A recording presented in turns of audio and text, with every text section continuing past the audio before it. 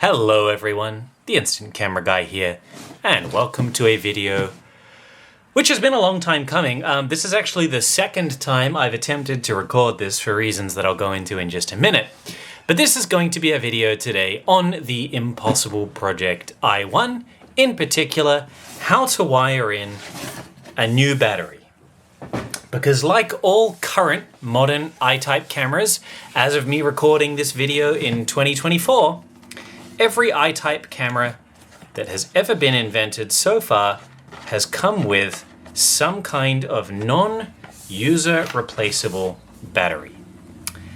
And yeah, I'm going to show you guys how to replace it, and not only just that, how to improve this thing's stupid design so that it makes battery replacement easier when we inevitably have to do it in a few years. So, as you guys can see, this camera has all of its original packaging, like every single part of it is here. So I'm just gonna put this box over to the side.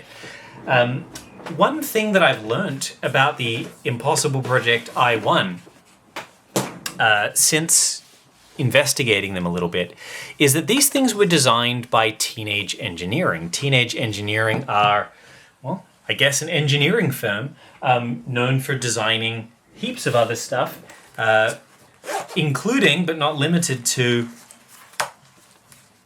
musical instruments, such as this little synthesizer. And if you know anything about their synthesizers, you'll know that, much like the Impossible I-1, they are a combination of cool, but ultimately flawed, such as my OPZ here, which is made out of a type of plastic that makes it into a bit of a banana shape over time, meaning that when you hit the keys, it produces double presses. So unintended arpeggio notes, maybe embrace the imperfections. I don't know, but they make cool stuff. But I think Teenage Engineering really has a very nasty habit of making things a case of form over function. Because a lot of their design choices are quite questionable and might look cool, but ultimately are silly, such as the viewfinder design on the Impossible I-1. I don't know if you guys watching this video have ever tried to use one of these cameras. This is the single worst viewfinder I think that has ever been put onto a consumer camera. It is abysmal. It is literally all I can say is go and use one for yourself and then tell me that the person that designed this doesn't need to be slapped. They made the viewfinder magnetic for some reason and the only reason that I can assume they did this is because they realized after they attempted to use the camera that it was so bad that maybe one day someone would want to come up with a magnetic viewfinder replacement, or maybe they could sell one in the future. It never ended up happening, but yeah, it's got a removable viewfinder because reasons. But the thing that I'm here to discuss today is the battery that is inside this camera, because it is non-user replaceable. This camera has absolutely no charge. And yeah, the battery is built into the film door. So what I'm going to do is show you guys how to take this thing apart and how to replace it. So what we are going to need to do this task, I've got two things. The first is I have some JST connectors. Now, why do I have JST connectors? Because the battery that is in this is hardwired in. I'll show you guys in just a minute. By adding a JST connector, we are going to basically be adding a little plug, meaning that we can swap batteries, just plug and play in the future so we don't have to faff around with the soldering iron. The next thing that we're going to need is batteries. Now, I have some here. In fact, I got a lot of them. The ones that I have here are called a 10-20-45. They are a 900 milliamp hour, 3.7 volt lithium ion battery. The original cells that are in this camera, I also have some spare suitable replacements. For some reason, the Impossible I-1 uses two like 400 milliamp hour, I think they are, cells that are wired in parallel. So basically two cells, both outputting like negative and negative, positive and positive are touching, both outputting 3.7 volts. There's really no need for that. You can get away with just a single cell instead. I've made up a dual cell battery pack that I've had that I just prepared earlier, but I'm going to be using a single cell battery because it's not only got a larger capacity, but it's just a far simpler design. So you can order these things from Amazon, eBay. You can pretty much get them anywhere. I keep a stash of them in stock that are all within a few months of expiration date. And then the other thing I have is the other corresponding side to the JST connector. That comes in handy when we might want to tin the leads, because if you try and add solder to these leads as they sit in the plug, the plastic is going to melt. But if you add some wires, those wires are going to act as a heat sink and will basically carry the heat away so that it doesn't melt the plastic. So that's just a little handy tip for you guys. So let's put my little battery stash off to the side, and you guys might have seen my other videos where I talk about the Impossible project, the Polaroid I-2, and what a woeful camera that is to replace the battery, requiring 62 steps to take the damn thing apart. Fortunately, the I-1 is a far simpler design. The battery being built into the film door means that fortunately, although I'd like to point out I shouldn't need to be doing this, batteries should just be user replaceable, you ignoramuses. Who is designing this stuff? If a guy working from a spare bedroom can come up with a battery solution using off-the-shelf parts and two AAA-sized hard-cell lithium-ion batteries, then I'm sure an engineering firm of experts should be able to come up with a better design that doesn't mean I have to crack out a soldering iron every 1 to 5 years. But I digress. At least there's only 2 screws to get inside this thing. So all you have to do is take out 1 screw and the second screw. Easy, there we go. And the door comes off like so.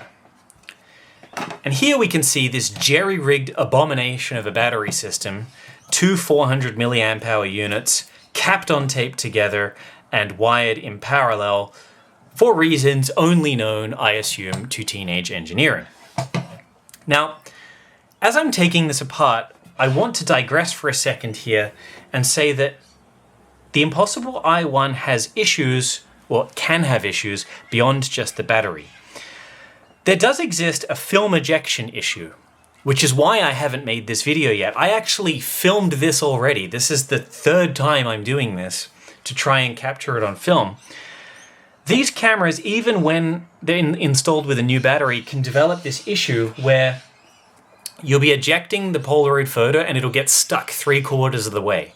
Now, I've spoken to lots of different techs. We can't figure out why this is the case. So one of the techs I spoke to assumed it came from the switch, because the way that the roller mechanism recognizes when it's at the end of the photo is there's basically a cam that'll push on this switch once it's finished, once that wheel has done a full rotation. I don't believe it has anything to do with that because this part is basically fixed in place. I don't think that's the reason. It seems to me to be something to do with the circuitry. Either the motor reaches a point where it doesn't have enough power to eject the film, or it detects like that it's being overloaded or something and just stops. It seems that that's what's coming from it. That's what the cause is. But truthfully, at the time of me making this video, I don't know. All I know is that sometimes when you install a new battery, these things will start to work again perfectly, and other times they will suffer an ejection problem. No one has been able to figure out why. One thing that I noticed is there must be 2 batches of Impossible Project I-1 cameras. One batch uses a screw to hold this little PCB in. The other batch uses a plastic weld, like basically a heat-staked lug. All the ones I've seen with the heat-staked lugs have worked. The ones with this screw have all had the ejection issues. Now, I have a pretty small sample size of maybe only 5 cameras, but that's my findings so far. Please do not take that as gospel. I'm as new to this as you guys are, although I have a little bit more experience probably, but that's just one thing that I've noticed. If I find a solution to the ejection problem, you guys will be the first to know.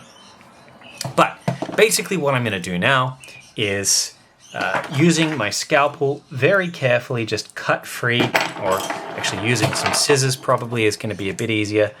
Cut free that tape. This tape just simply holds the battery to the wire to give it a bit of extra security. I don't know why it says B here. I have no idea what that tape is about. Yeah, maybe it's actually two 500 milliamp hours. I don't know if this battery's ever been replaced at some stage or if this is factory, because there was a bit of a cottage industry of people replacing these things. This actually may not be the original battery. Someone may have actually been here before me and already done this. The reason being, and I'll continue to list design flaws as I go, so forgive me if I'm saying if I'm making this video a bit longer, but another problem with these cameras is even if the camera is turned off, the electronics drain the battery. So these things tend to make themselves go flat after a few weeks, requiring them to basically be pre-charged before you use them every single time, which is super frustrating. The other problem with these is, and whether it's to do with that fact that the battery drains flat all the time, these things just chew through lithium-ion cells. I have had so many people get in touch and say that their battery failed within about 2 years. I had a friend of mine say that theirs failed within 1 year. The general consensus seems to be that within 2 to 5 years, the batteries on these things tend to fail. I don't know why that's the case. It just is. But anyway, now that we can loosen this up, and like I said, I don't even know if this is the original battery or not, or if someone's replaced this, because this camera is secondhand. Although it's been well looked after and had all of its original packaging, I just genuinely don't know its history. But what I'm going to do is just very carefully snip these wires one at a time. And be careful when you do this. If you short out the lithium battery, it could catch fire. So you have been warned. Consider this your first and only warning. If you do not know how to solder, or you think your soldering skills are not up to snuff, please do not attempt this. Leave it to someone like myself or a friend with more experience. But what I'm going to do next is just strip back some of the wire, because this is what we're going to be using to attach to the little JST connector. And what that's going to do, like I said, adding that little JST connector is going to mean that in the future, we're just going to be able to plug the battery in, right? It's going to be that easy. So I've got the little JST connector here. One thing that I will do, because sometimes these Chinese factories that make these batteries, they have different ideas of what the polarity should be. I'm actually going to mark on what side of the connector the black lead goes to. So I've got a black Sharpie, and now I can't get confused. So we can rub that off later if we need to, but I am going to just put that on there for now. I'm going to continue just stripping this little bit of wire. And the quality of wire, by the way, that Impossible Project used, it's like really weird stuff. It's very hard to strip. You gotta like hack at it with a scalpel. Like it's not like the typical, it's not like the typical material that they use to insulate wires. It's like this really hard plastic. I don't know what's up with it. I've never seen this kind of material used on any kind of wire before. But anyway, we've got the two ends of that stripped. Now I've got my soldering iron on and off to the side there. I'm just going to tin this, and then I'm going to tin our little JST connector, like so, and start the soldering process. All right. out comes my trusty bit of blue tack that I keep on my work lamp, which is throwing all kinds of weird shadows, so I'm just going to reset it. There we go. And yeah, I'm just going to hold the wires there. Actually, I'm going to do that in the center where you guys can actually see what I'm doing. And out comes the pure lead solder. And sorry if my head gets in the way here, but I just want to tin the two legs. There we go. So those are tinned.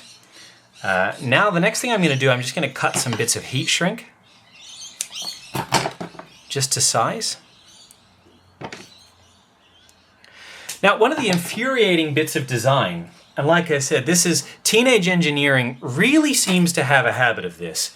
I think they focus the majority of their attention on aesthetics, and I will agree, the I-1 is quite a striking camera in terms of cosmetics. But they botch, they botch like simple things like inside, like having the battery take a JST connector. And what is infuriating about this is the PCB here has a JST connector on it. But the way they've decided to wire the battery, it goes into the JST connector and then out of that JST connector and into the actual brains of the camera. What? Like, that doesn't make any sense. Like, the way that they've wired it is so dumb, because it means that even if I unplug that, I still need to end up it's not where the battery attaches. The they've completely failed. It's so stupid. Like, who designed this? Like I didn't go to university and study engineering. I shouldn't be doing a better job. I'm all self-taught with this repair stuff. Why am I doing a better job than the alleged experts? Anyway, I digress. Let's maybe swing this door down a little bit. Put it just off to the side. And then making sure that the heat shrink stays in place. I'm just going to turn on a lamp off to my side just to give myself a little bit of extra light. There we go. Because I really do want to see what I'm doing when it comes to this part. And yeah, I'm just going to be soldering the little JST connector in. I hope you guys can see what I'm doing. But you guys, you really don't need a close-up for this. Like, if you know how to solder, you'll figure it out. There we go, that's one side in.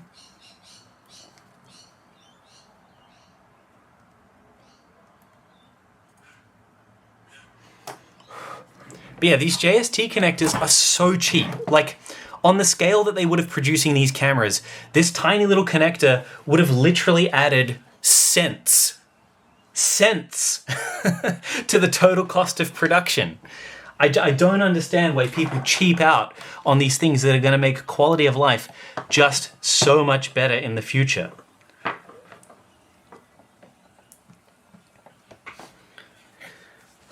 Like, I don't understand this, like, obsession with making products as cheap and poor quality as possible.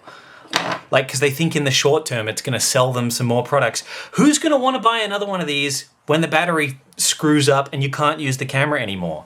You're going to burn your bridges with the consumers. Ask anyone that's owned an I-1. They all think they're junk. The only people that are interested in these are collectors. All right, now we have a JST connector installed, meaning that we can just plug in a battery. And that's basically it. This battery now, we can sit there in the same location that it was last time. There is a little bit of cable gami required in order to get the thing to fit properly. I might end up putting the battery, this way, I think. And I could use Kapton tape to secure everything down like the original, but I think I'm going to leave it because I found that it's generally just a better idea to try and just put the door in place, because once it's on, it's all going to be held in, and the tape just makes it more annoying to take off in the future. So I am going to basically just wrestle with this door until it is all back together. Now, this might take a bit of time, because the battery tends to fall and go where it's not supposed to, but yeah, that's all sealed up. But I do think it is better to do it this way. So, and you got to make sure that it's all sliding on correctly, because the little PCB has a habit of pushing up and not lining up with its little hole, which is quite annoying. But it will go in, trust me. I've done many of these by now. And yeah, there we go. So that is all lined up. All right. I was gonna say, where did I put those screws? One thing I do like, I won't criticize everything that Teenage Engineering have done, but one thing that I do like about their I-1 and just the Impossible Project Instant Lab in general is all the screws that hold these things together are at least the same size, which is just such a lovely luxury. It means that you don't need to keep track of every single screw that you're taking off the camera. All right. So yeah, basically once the door is on, you can just fiddle around with where the battery goes. That is all looking like it's sitting in the right location. And yeah, it's blinking, saying that it needs a charge. So I'm gonna go charge this up and hopefully come back. One of the things that is important to do as well, there is a reset button right next to the little button here. So it's got a little, it looks like a little gray thing with a little switch that pushes in and out. That's to tell the camera that the door is closed. To the side of that is a reset. So I always find when you change the battery that you should hold the reset pin in for a few seconds and just give all that firmware a hard reset.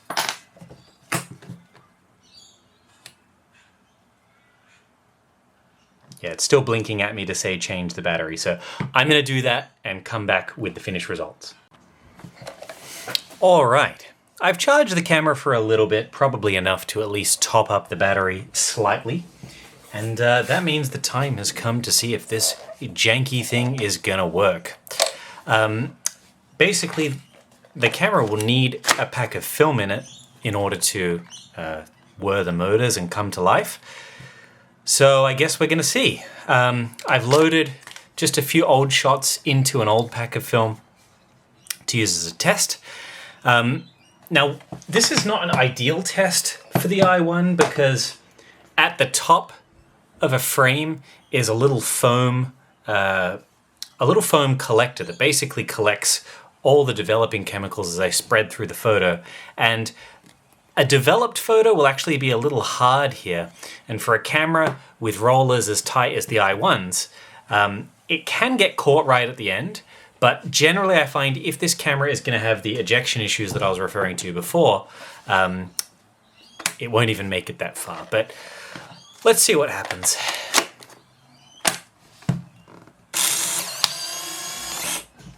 All right, it came all the way out in terms of the dark slide. I will turn it on. A solid red light means on, by the way. If it blinks at you, I noticed before I said that it tells you to change the battery. Of course you can't. I meant to say charge, not change. But yeah, basically there's 3 settings on the side: off, on, and Bluetooth, because you can get a phone app to control various aspects of the camera, make it shoot manually. I've turned the flash off just to give it as much power as possible. Let's see if it ejects. Well, what do you know? Unbelievable. We have a camera with 0 ejection problems, working completely fine with a brand new battery. Ta-da! Most importantly, as I said before, the addition of JST connectors means that if this battery, when this battery, because it's not a matter of if, but when this battery goes flat in the future, no soldering will be required. Simply a Phillips head screwdriver, 2 screws. The old battery is going to unplug and the new one will be put into place. And yeah, that's really about it. I'll see if it does fire the flash. This camera doesn't have a traditional flash, it's got like this ring light of LEDs, which is great for portraits and basically nothing else. The flash on this I find is really underpowered, but yeah, we'll see if it works. Yep. And it's just full on working perfectly, so this is really great to see. I'm going to tell my client who owns this that the camera is in fully working condition, and yeah, he should be very happy to hear that.